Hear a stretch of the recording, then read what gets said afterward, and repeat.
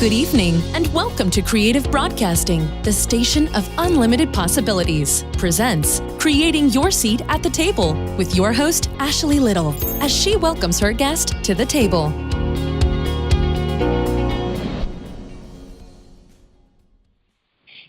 Welcome to Creating Your Seat at the Table. I am your host, Ashley Little. A little bit about me: corporate professional by day, entrepreneur by night, two-time best-selling author, owner and creator of Creative Broadcasting, and co-founder and owner of Talk Radio and TV Network, LLP.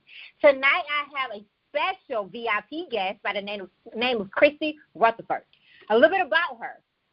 Christy Rutherford, a globally recognized leader, is a women's leadership development expert. She's also a keynote speaker, leadership coach, and author, publishing 5 #1 best-selling books on Amazon in 8 months. A Harvard business school alumni, Christy is also a certified executive leadership coach from Georgetown University and has been featured in Forbes twice. Christy is the 13th African-American woman to achieve the rank of commander.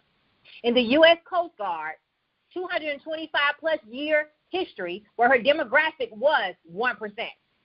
Christy responded to the needs of the citizens in New Orleans 2 days after Hurricane Katrina and had a 3-year congressional fellowship with the House of Representatives. Christy's academic portfolio also includes an MBA and a pastry chef diploma. Among her many professional accomplishments, her national recognition includes Harvard Business School, 2018 Launching New Ventures Pitch Contest Grandmaster Champion, Cambridge Who's Who's among executives and professionals, Career Communications STEM Technology All-Star, and the Edward R. Williams Award for Excellence in Diversity. Welcome, Christy Rutherford. Woo! That's good right there. I love it.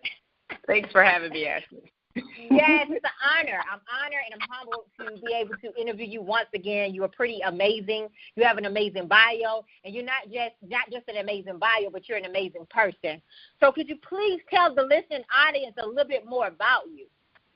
Absolutely. I'm just a general rock star, workaholic, ex-workaholic, I would say. But, at the end of the day, I like to win, and I almost worked myself to death twice with my wanting to win attitude. So what I really do, Ashley, is I assist executive level women with unraveling their inner cray-cray, and I assist them with unraveling the challenges that having high levels of success creates, and that's the stuff that we don't talk about. So my goal is to bring a voice to it and to say, hey, even if you have it all, but if you're working yourself to death, it's time to chill out. So that's what I do. That's who I am.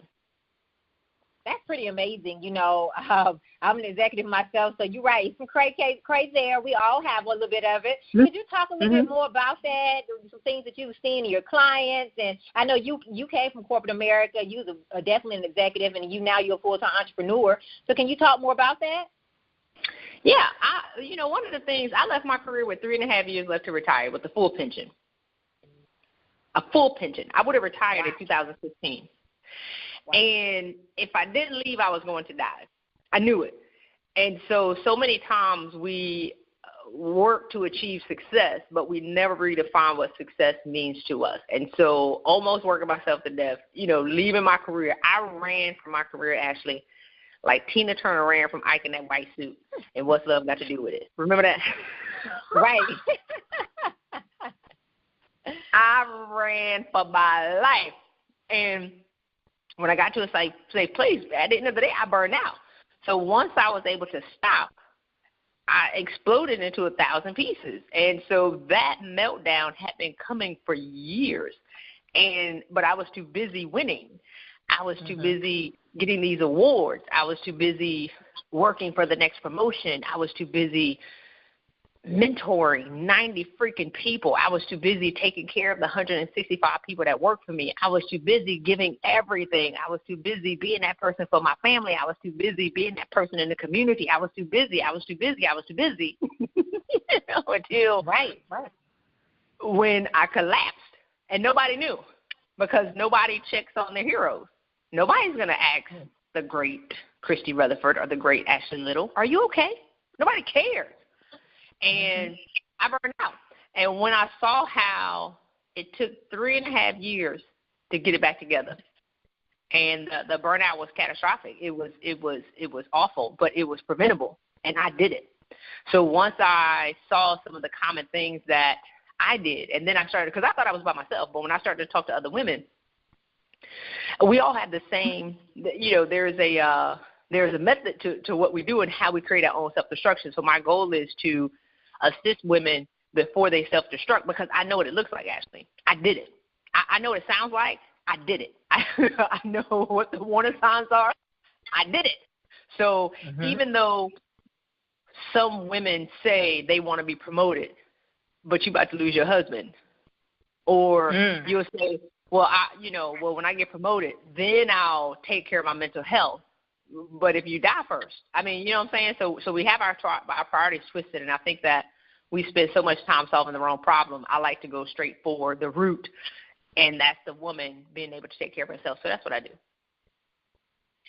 And everything that you said is definitely all true, because, when you're used to being the hero, like you stated, you do forget about yourself. You're so busy doing it. You're busy, and you're doing it for everybody else, and you forget yourself. And then, like you stated, then there goes the burnout. But like you said, it continues to grow, though. It doesn't all happen at once. It builds up, and then you collapse.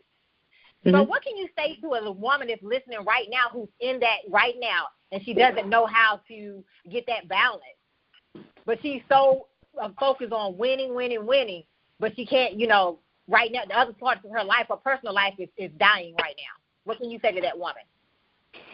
I would say, 1, stop. Admit that I'm actually moving room. I would say stop and admit you got some stuff going on. We all do. So give yourself permission to have some stuff going on. Like that's the thing, right? Like I knew there was something wrong. But if I admit it, Ashley, that means I have to do something, and I don't know what to do. I'm too busy winning. I can't redirect my attention to not winning. And then when I had my first therapist before I left, I had 3. He wanted to medicate me, and he got cussed out. I used to get a little aggressive, and because he wanted to medicate me immediately, he didn't listen to me. He just said, "You need to take this medication," but he didn't want to solve my root. Does that make sense?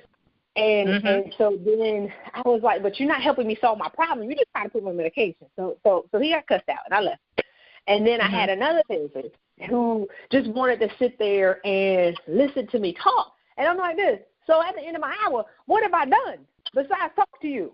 I'm an action person. Hello, I'm a winner. Help me get out of this hole. Don't keep having me dig up these skeletons, and then you're not going to do anything with them. Does that make sense? Right. So what I would say to women is, admit that you got some stuff going on, but then take action to save yourself, because so many times we wait for people to save us. And 3 things that they can do immediately. 1, stop talking to people and talk about your problems. For every minute that you talk about your problems, leave you 1 less minute to solve them.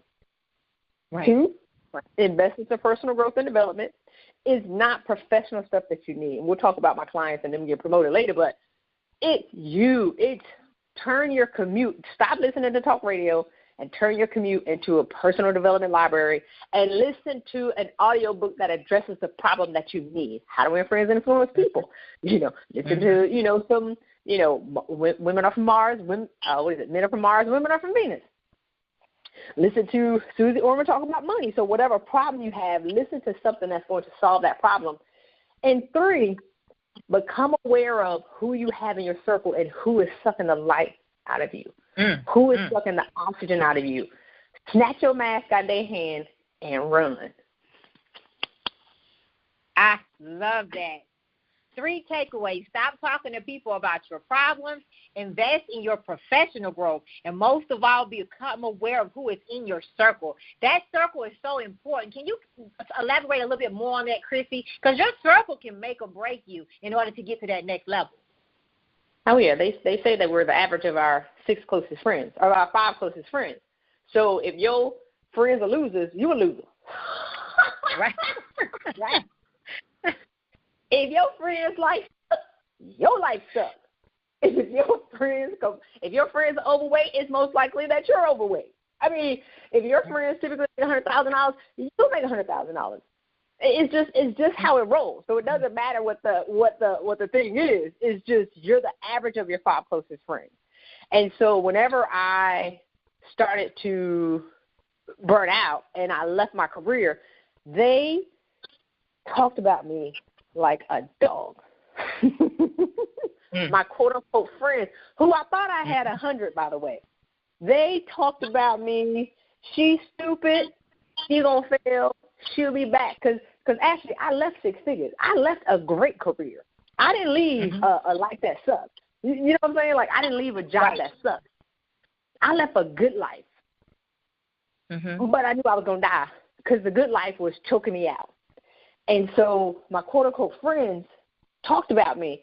But how dare I now say that us spending $100 or $200 at the bar, 2 days a week, talking about how we hate our life and our job, how dare I say that's dysfunctional now? You know what I'm saying? Right. How dare I say with me coming, having smoke coming out of my head and being absolutely exhausted, how dare I say that's now a dysfunction? How dare I say, Ashley, that all men are not intimidated by my strength? Because that's what be like, oh, men are intimidated by me, and they're intimidated because I got this money, and they're intimidated. No, they ain't. I was crazy. They saw that. Men today are crazy. I was crazy. Do you hear me? That was the problem. They weren't intimidated by my strength. I was crazy is our relative, but I was. Anyway, you can ask your next question. Well, hey, I'm loving this conversation. Christy, I always love talking to you because you always are very genuine and you keep it real. So will you please, you were talking about investing in your growth. Why is it important for everyone to have a coach who is where they want to be in order to get to the next level? A lot of us want to get to the next level, but we're not getting help, like you stated. We're not getting that personal development. We don't want to invest. We want the cheap way out, but we're not looking at what that investment is going to do. We're looking at the cost of it. Yeah, people want stuff that's fast, cheap, and easy, and then when they get that result, they get mad about it.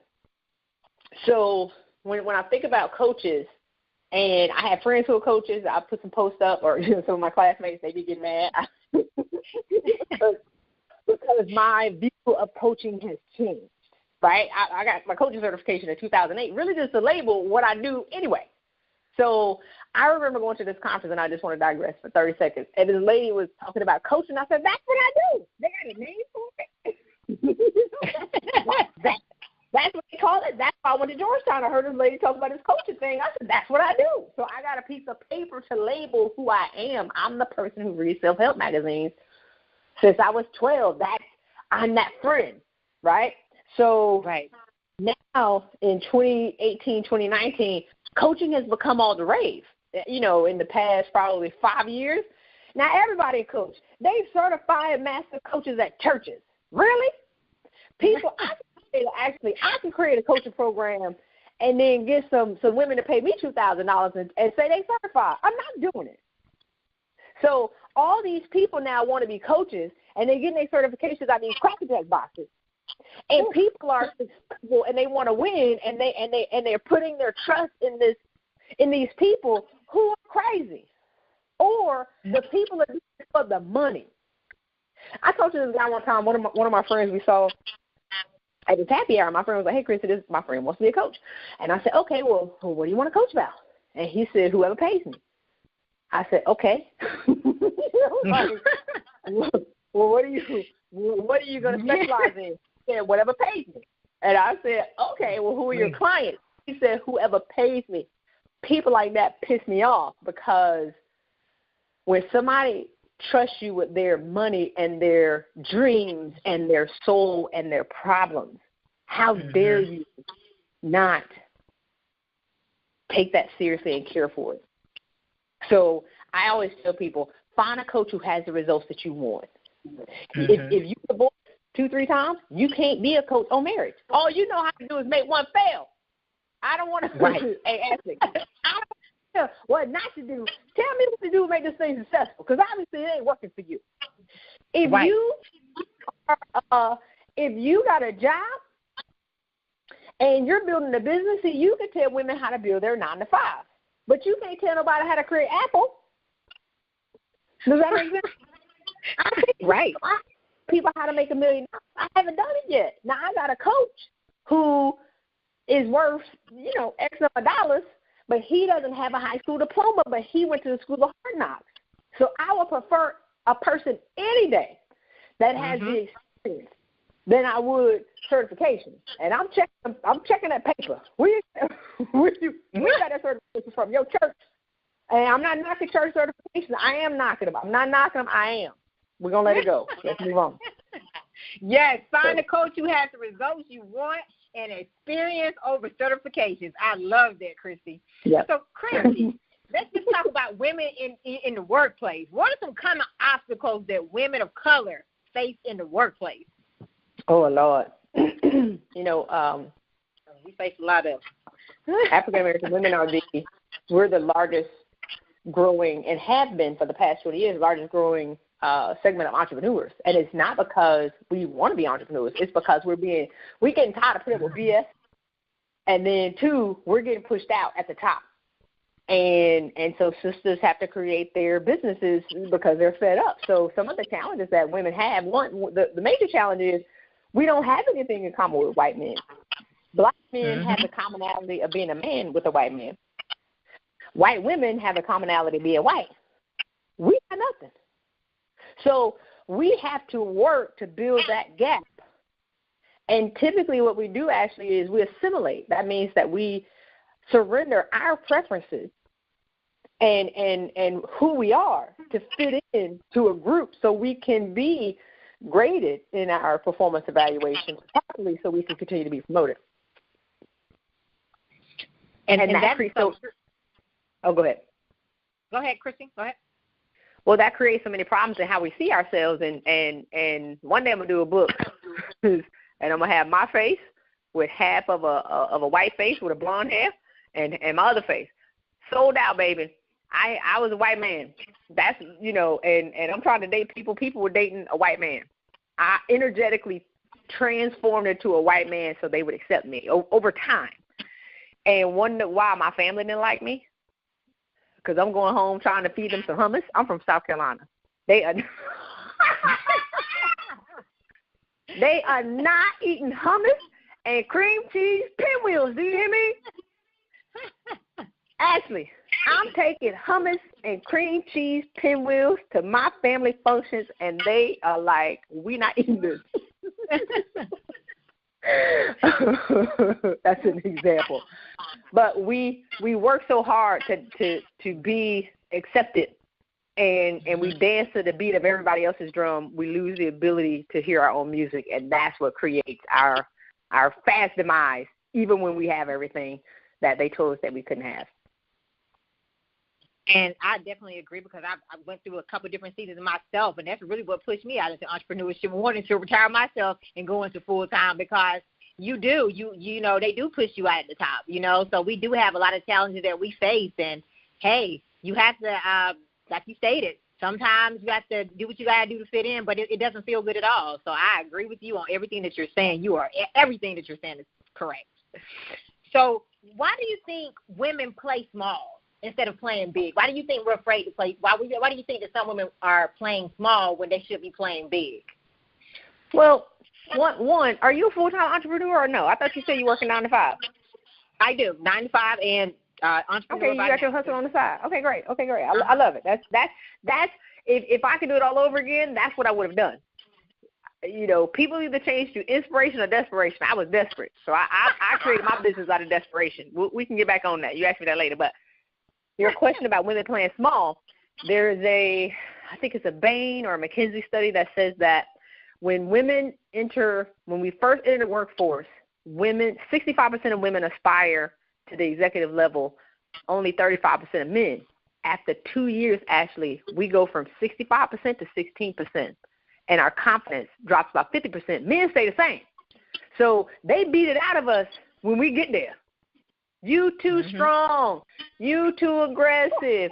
Why don't you calm down? Why are you so loud? Why are you doing this? And they overlook us for opportunities, so they work to beat the ambition out of us and make us and water us down, and women naturally want to be liked. So in order for us to be liked and accepted, we have to adjust who we are. We have to go, I had to go, you will say we, to Irish pubs. Actually, I don't like Irish pubs, but in order to fit in with my coworkers, and these are my friends, I love these guys, these white boys, and I told them 15 years later, you know I don't like Irish pubs, right? I mean, like, they wanted to go to an Irish pub every freaking day for lunch, and I went. I hate Irish pubs. but in order to fit in, you know what I'm saying, I had to go. So, and so that's what happens. Women start to play small because playing big is used against us. Playing big gets us marginalized. Playing big gets us a performance evaluation that's not going to be suitable for our upward mobility. So women inherently over time start to just be small in order to fit in and to keep that check, to keep their lifestyle going. And so that's what typically happens. So what would you say to a woman right now that wants to, get to the next level, but she's just afraid? She's basically stating what you just said, wanting to keep her check and just wanting to, play the game, but she really wants to do more. What are some strategies you would give her to take that leap and to go ahead and start playing big? Well, it depends. The most women focus on getting promoted. Like, I have these clients, right? I'll talk about my clients. And money is what they think they need, but what they really need is to start to meditate, to get their mind back right. So that's one. Meditate for 5 minutes a day. 2, start to work out. 3, start to actually realize what makes you happy. What makes you happy? You forgot because you spent all your time focused on making everybody else happy. You don't even know what makes you happy now. 4, am I on 4? 4, yeah. Talk to somebody outside of yourself. Les Brown say you can't see the picture if you're in the frame. You think you're doing good, well, compared to what? I thought I was doing something at $120,000 until I met people who were making $300,000 a month. Now I found out I wasn't doing nothing. You know what I'm saying? Actually, I thought I was doing something at 120 because society-wise, I was. You know what I'm saying? Every time I got paid, it was delicious. And then I started meeting people who made $300,000 a month. I was like this. I'm not doing that right. good. So start to hang around people who can see you for who you are and not who you used to be. People who don't know you can support you for who you want to be because they don't know your dirt. Mm-hmm. But if you let your friends who think they know your potential, who want you to stay right there with them, who are afraid themselves, they're not going to support you. Right. They're going to project their fears on you and tell you why they wouldn't do it. And then that's where 97% of women get stuck because they're looking for somebody to support them when they want to do something different and play big. And then everybody just talked them right back into that box and they stay there going in circles, around and around and around. So it's about working with somebody outside of yourself who's qualified. Yes. Who has the results that you want. Y'all better be checking that background. You better be checking. And the biggest thing is work with somebody who can see your potential, right? Like, if I work with my coach because he was mad that he could see where I should be. So he got frustrated. And we were just having a conversation. He wasn't even my coach yet. He started to get angry because he could see where I should be and where I wasn't. So he just kept saying, what is going on? And even a coach that I have now, this lady is freaking brilliant. So I just be like, this is what you see in me. You know what I'm saying? Like, help me see what I can't see. But if you see me for how I see me, how can you help me? That's the biggest key when you pick a coach. Find somebody who can see your potential and work with you to bring that out. Have somebody who can't, where they see better stuff in you than you see for yourself. That's who you work with. Yes. Someone who can see your potential. And another key thing you said, Christy, start hanging around people who see you for who you are and not who you used to be. Yeah, that's I love that. Mm-hmm. Those are two awesome takeaways. Mm-hmm. I hope this is being recorded. I'm just playing. That was good. So you have this awesome, you're doing some amazing things, Christy, but I know everybody has a process. So what did failure teach you? Oh, Lord. Failure taught me, how long is this interview? An hour? We got an hour, we got 30 minutes. We almost done. Oh, Lord. Okay, well, let me hurry up. Failure taught me what I didn't know.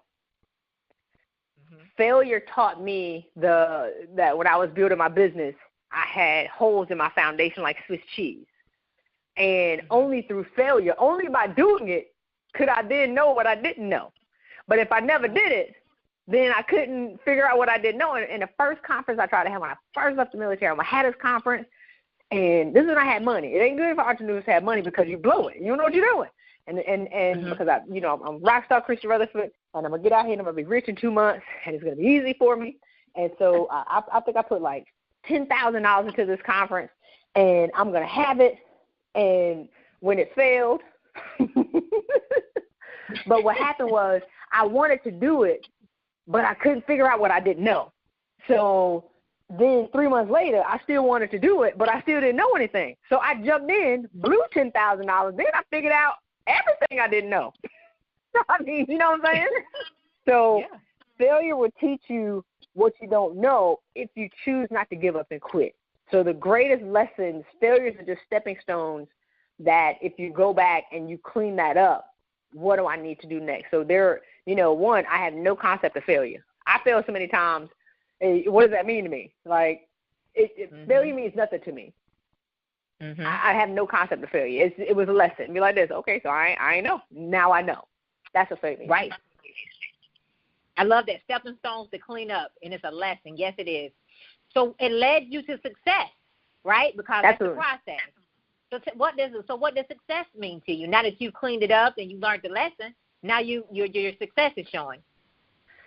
Success to me means having all my marbles. One. First and foremost, let's not get it twisted, baby. I got all my marbles back. Success, two. Success to me is waking up every day and doing what I love, which is serving other people. And then finally figuring out how to monetize what I did for free for 15 years. That's what success means. But first and foremost, success means having all my marbles, having my complete mental health and my physical health, then being able to serve on a greater platform, then being able to, set my clients free. Oh, my God, I tell people I don't need trophies and plaques. I don't need anything else on my wall. My clients are my walking trophies, the living, breathing people, and I see their results and how they come alive and how they change their families. And I'm telling you, they get promoted over their bosses. Like, these promotions are epic, and they're not getting anything extra. All they're doing is cleaning up their mental health. They're cleaning up their exhaustion. They're cleaning up their overwhelm. And I always say, how can God bless you with the promotion when what you got right now is killing you? If what you got right now is going to bury you, why would God promote you? Why are you praying for a promotion? Because that's going to kill you for sure. Denied. Prayer denied.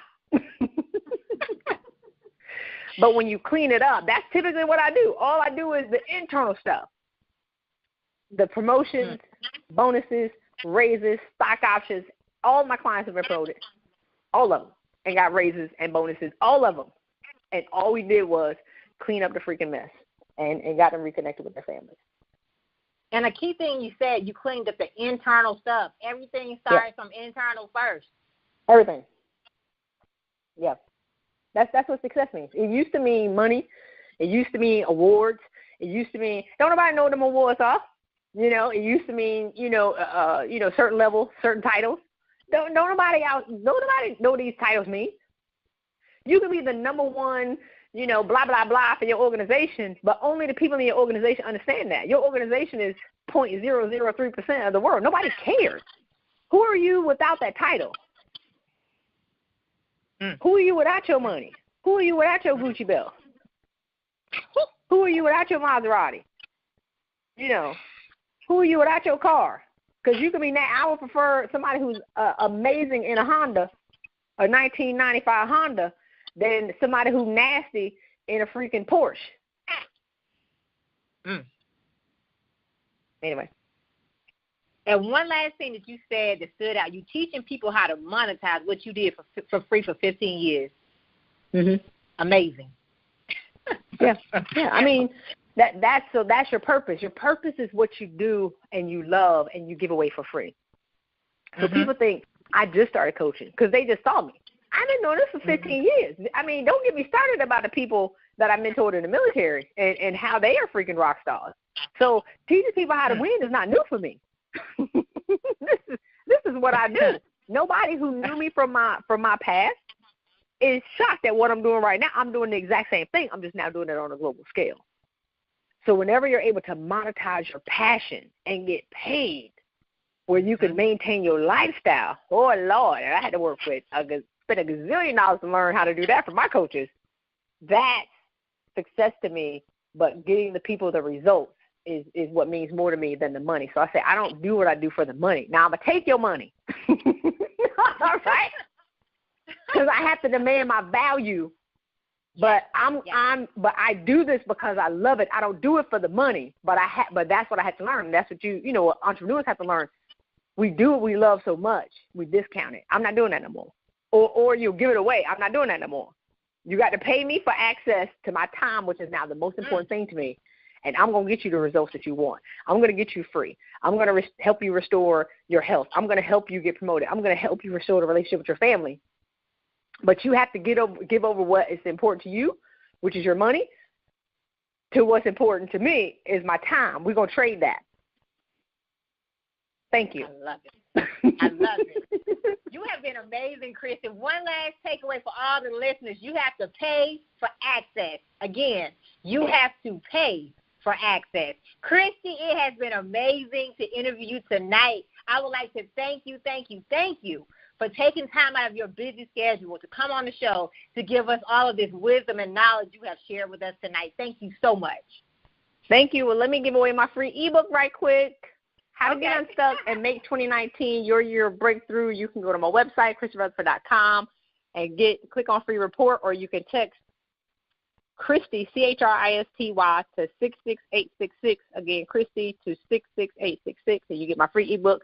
It's amazing. Make 2019 your year of breakthrough, and go out there and win, because that's what we do. Thank you, Ashley. Yes, and how else can they reach you, Christy? Your Facebook, your Instagram, your website, your books, all the other stuff. ChristyRutherford.com. All my links are on there. LinkedIn is the place that I'm hanging out the most. So connect with me on LinkedIn. Christy Rutherford, Women's Leadership Mastery is what I call myself. I change my title all the time. But if you go to my website, all my links are there. And if you want to talk to me, talk about coaching, I would love to set you free. And that link is on my website as well, ChristyRutherford.com. Awesome. Please follow and support this amazing woman. She has the results. She has the results. She practices what she preaches. Thank you, Christy. I can't wait to invite you back, because I know you're going to birth some amazing things in 2019, so I can't wait to see what else you're about to do. Oh, yeah, it's on and popping in 19, baby. It's on and popping. So thanks so much. I hope that everybody enjoyed this, and I hope that your listening audience is actually going to take action to save themselves. That's it.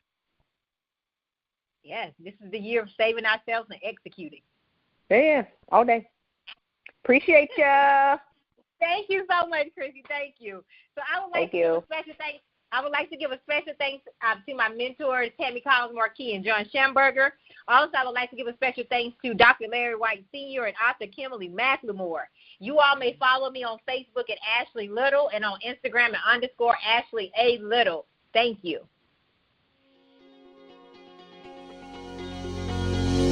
Thank you for tuning in to another episode of Creating Your Seat at the Table, where Ashley speaks with corporate professionals, celebrities, entrepreneurs, authors, and speakers who are transitioning or have transitioned to entrepreneurship.